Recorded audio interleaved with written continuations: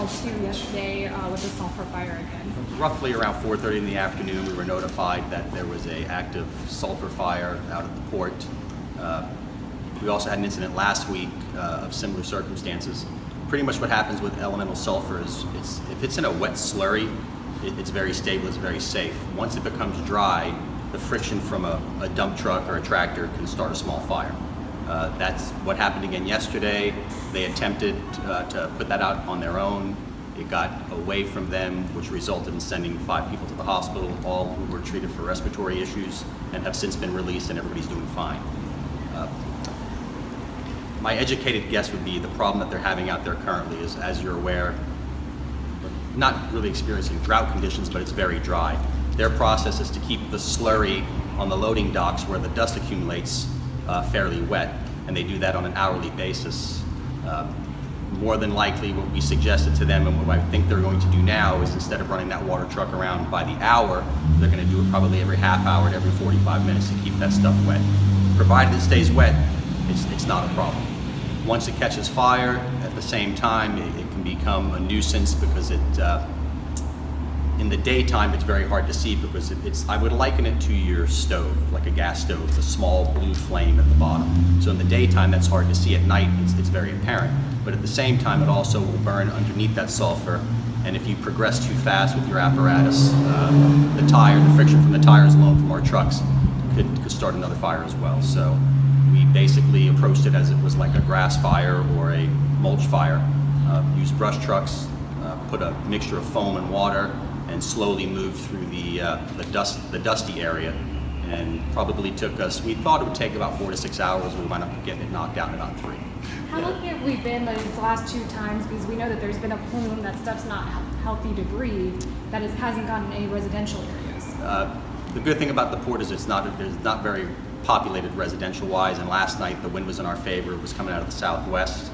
The byproducts of elemental sulfur when it burns are sodium dioxide, hydrogen dioxide, and H2S, hydrogen sulfide. The drone that we used last night has the ability to map the plume based on the temperature signatures that the plume was giving. Probably about 200 yards away from that, it was cooling off enough and laying on the ground, so it posed no health effects.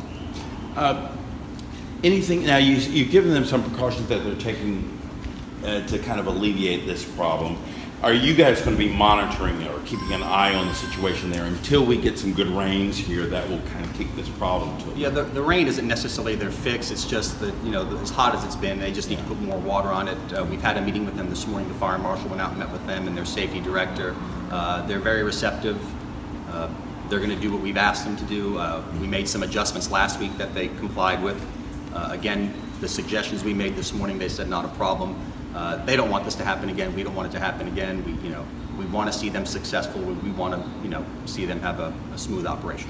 What, and give us kind of a sense of the importance of them doing this. I mean, worst case scenario, this could be, if not handled properly, a serious issue for the area if this pile of sulfur were to ignite. It's the dust portion of it, the slurry, is what catches fire easily. The actual pile itself, it would take quite a bit to get that to burn.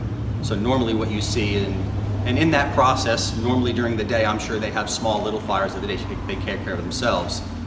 These 2 times, what happened is it involved equipment. So they didn't get it fast enough. The first one involved a dump truck, so that dump truck caught fire, which created a problem. And last night's issue was the front end loader that they used that caught fire. Just so happened to be right in front of the fire hydrant that we needed to get water. So that's kind of what took us a little bit longer to put our plan into operation. So these little fires, it's pretty normal. It's pretty commonplace to deal with minor. In that process, yes, it is. Okay. Did you guys have like a mask when you were putting out the fire or anything to prevent from? Yeah, the personnel that entered that area to extinguish the fire were wearing air packs. Could you talk about the danger of these gases? How hazardous are they? It's a respiratory irritant. Obviously, if you stay in it too long, you're going to have serious problems with it. But provided when that hits you in the face, you're not going to stay there very long.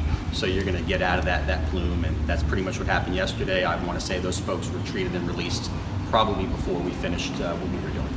Can you talk about some of the stuff that you've recommended the fire marshal? Are they going to be installing any kind of like sprinkler system at all? They have all that stuff in place. They do have sprinkler systems that run around the pile. They have fire hose that they use to flood the area, as well as on an hourly basis they dump about 2,000 gallons of water around the loading dock area. That product comes in by ship. It's moved from the ship to the pile by dump truck.